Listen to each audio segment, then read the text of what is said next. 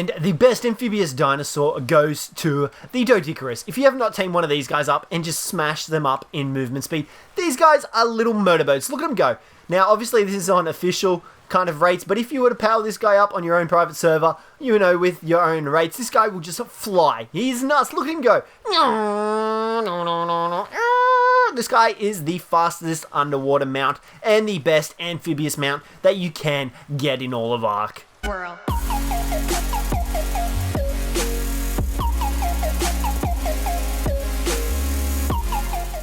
What is up, ladies and gentlemen? Cjthecheesedj here, and we're back. And today we're doing another top 6 list, and today we are taking a look at top 6 most useful amphibious dinos. So we're going through the list, so this list is going to include obviously semi-aquatic, semi-land dinosaurs, and you know, if they can essentially breathe underwater without the use of oxygen, that makes them amphibious. So we'll be going through the list and determining which ones are the best one, kicking it from number 6 all the way to number 1, 1 being the best, 6 being the worst. Alright, now these are also all based off my opinion and my use of the dinosaurs, so without further ado, let's get into the list. Now, kicking off the list at number 6, I know it's a horrible sight, is the Otter. Now, this little guy is a amphibious dinosaur. He does have lungs, however, you don't actually see him lose oxygen under the water.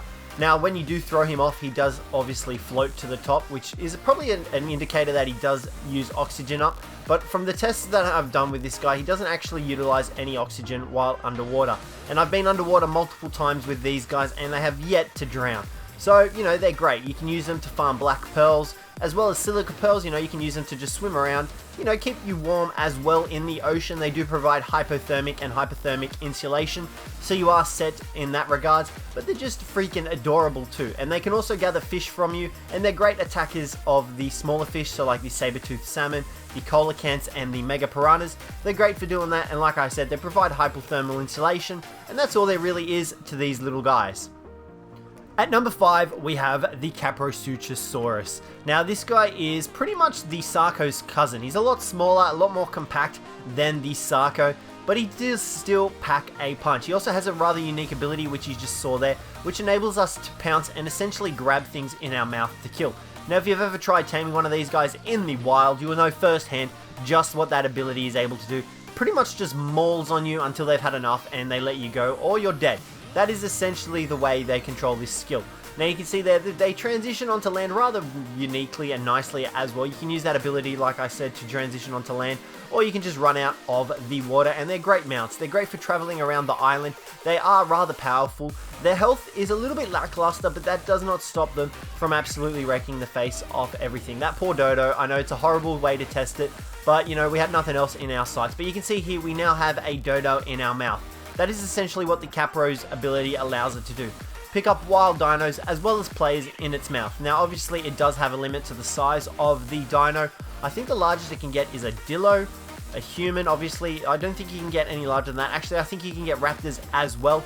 But you can see here you're able to actually maul them to death in your mouth, which, you know, is a great way to utilize their ability. Now they don't have a jump ability, but they do have that ability which can send them flying. However, do be careful because it does utilize a lot of stamina, but the great thing about this is that they can regen stamina as well. You obviously just have to get off them for that. They're not like the Sarco where you can sit still and you're able to regen stamina, so just keep an eye out on your stamina as well, because you will fall into a bit of pickle if you run out of stamina with these guys in the water. Coming in at number 4 is everyone's favorite amphibian, the frog. Now, the Beezle Bufo, otherwise known as, is a great mount for underwater travel, on land travel, and just about every other bit of travel in between. He obviously has 2 attacks, his primary attack and his secondary attack. Both of these do tongue attacks. You can use both of these under the water as well, which is a great addition. Now, as well as that, these guys do have a rather unique way of getting around. They have the ability to jump rather high, I might add. Granted, it's nothing like the Procoptodon now that it has received its TLC buff, but it can still jump around and maneuver quite a lot. Now, another really good thing about this is while you're jumping, you actually manage to regain stamina while in the air. Now, it's obviously not a lot of stamina, but it is some stamina, which potentially allows you to continue for a very long time. Now, as well as that, if you do sit still on the Beezle Bufo in the water, you will actually regain your stamina as well. Now, the only downside to this is that these guys do not jump out of the water. You can see here we are attempting to jump, however, it just doesn't seem to work. Now, another really cool thing about this that I haven't mentioned with other dinos, is that you can actually hop off this dino and it won't float to the top. Now, you saw when we had the Otter on our shoulder, it actually floated to the top. These dinos won't actually do so, and that's how you pretty much know that they're amphibious, because their oxygen levels won't deplete underwater. Oh my god, and we have an army of dinos heading towards us. Let's run away from that.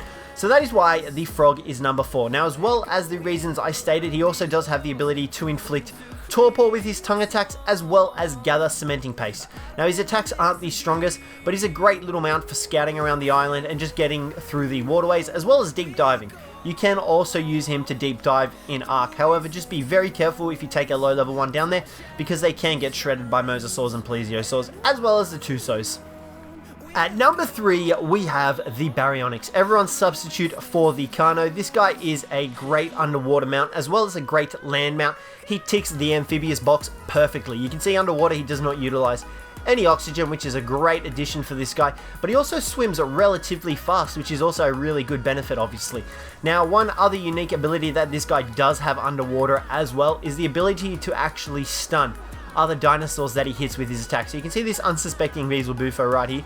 Now, we'll actually do the stun attack, and you can see that the Beelzebufo is actually stunned. It doesn't obviously show it, but you can see he's not attacking us. There are little orange bubbles popping up from his head. That indicates that he is stunned, which is a great way for the Baryonyx to get in a few extra hits on any target that is in the vicinity. However, do be careful, because you can lose a lot of stamina from using this attack, and you don't actually regenerate stamina while sitting still underwater. You can, however, jump off him and let him gain stamina like that. However, it's obviously not recommended. You can see that he just popped the stun attack once again and absolutely wrecked the level 4 Beelzebufo. Definitely a way to showcase the skills of the Baryonyx. So that's why the Baryonyx is a great underwater mount. Let's just get him up here out of the water. Now, you'll see that he'll actually have the ability to jump while on land as well, and he also packs a rather strong attack like the Caprosuchsaurus. Think of him as a Caprosuchsaurus and a Kano put in one. You can see that he's hitting 80 on the Dinos, which is a great. Now, this guy is also a great way to farm prime fish meat as well from other creatures in the ocean. We can't currently see what's going on. These bloody blinding Dinos, I tell you. But you can jump with this guy on land. Now, the only downside to this is that he can't actually use his secondary ability while on land. He can't stun anything on land. However, if you do tame up a Baryonyx, don't be too afraid to take him down into the deep dark depths of the ocean, because he pretty much can counter most things down there with his stun attack. It's a great way to get silica pearls, oil, even black pearls. However, do be careful, because you still can lose stamina quite easily, and you will die if you're not careful on this guy. And that's why this guy is number 3 on this list. At number 2, we have everyone's favorite gigantic crab, the only crab, the kakanos. Now, this guy is hands down one of the best amphibious dinosaurs you can get in all of Ark. Not only does he have the ability to breathe underwater, but you can also take other dinosaurs with you. You can see here, Caprosuchsaurus, just grab him, grab the Dodic, and you can actually head down there and farm materials with him. Now, you can take your Ankies as well by holding him in the claws, enabling wandering on the Anki and just getting close to oil nodes, and you'll find that the Anki actually knocks it and gathers metal for you. Now, he's obviously not the fastest creature underwater. You can see that he is rather slow, and you know, he is kind of a bit dangerous in terms of falling. You can see there, once you fall, you're pretty much in a bit of a pickle. However, one unique added ability that he does have is he has the ability to jump infinitely underwater. You can see there, we've pretty much managed to surface ourselves right back up to the top there, and we are clear of the bottom depths of the ocean, and we are nice and safe. So this is a great way to traverse the underwater terrains of Ark, as well as the land terrains of Ark, because obviously you are going to be using this guy, and he's a great way to tame dinosaurs. Essentially, all you need to do is grab the dinosaur, jump off him, get your tranks out, and you can shoot him in the head, and they will then pass out after the kakanos has dropped them, and you will then be able to tame up yourself whatever amount you want. Now, the largest dinosaur I know that these guys can grab are the stegos. They can also grab kanos, so do take that into mind as well if you plan on grabbing some kanos. But another really unique thing about this, guys, is that they can actually lob your dinosaurs halfway across the map. Goodbye, Caprosuchsaurus! It was nice seeing you, but we'll never see you again. Now, you can do this with all the dinosaurs that the kakanos is able to pick up, and it's a great way to, you know, lob Ankies up to mountains, Dodics up to mine stone, everything you could possibly need. So do take that in mind when taming up the kakanos. That's why this guy is hands down number 2 on this list. And finally, number 1 on the list is none other than the spino. Now, this guy is number 1 for a number of reasons, but you guys are probably ticked off wondering, well, why isn't the kakanos number 1? The reason why the spino is number 1 is because he has the ability to be found on all maps. So do take that in mind. That is why the kakanos is at number 2 and the spino is at number 1, because you can find the spino on all maps.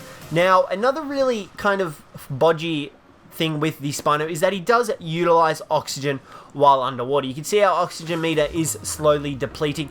However, the positive to this is that he doesn't use a lot of oxygen. So take that into mind. I know we did say amphibious, and we said, dinos that don't need to use oxygen underwater. The spino is the one exception, and he is number 1 on this list. Not only is he able to compete with Rexes, but he's also a multi-terrain dinosaur. The only downside to this guy is his huge turning radius. You can take this guy to the underwater depths and easily take him down to the bottom. Harvest up your metal, harvest up your oil, harvest up whatever the heck you want down here. Take him to tame up some more underwater dinos, but you can see the amount of damage he is dealing. It is nuts. Now, another downside to bringing the spino into water is you need to make sure that you don't get off him, because you will get lobbed to the top of the ocean. You can see here, he's just left us behind underwater. So do take that in mind when bringing a spino into the ocean. But he also has great versatility on land. He is rather fast. You can see that he's pretty fast. He is able to dish out a lot of damage and rather quickly. You can see there the trike is taking reduced damage for some reason, probably because it's mate boosted. But you saw there the amount of damage the spino did in such a short little amount of time, because his attack speed is so fast. Just makes him one of the best predators in all of Ark. Definitely up there with the Rex. So I would definitely recommend taming up yourself a spino. And with the new TLC pass coming in, this guy is getting a big buff. So do keep an eye out for that. And this will just make the spinos more worth taming. So definitely keep an eye out for spinos, and I would definitely recommend taming up yourself a spino.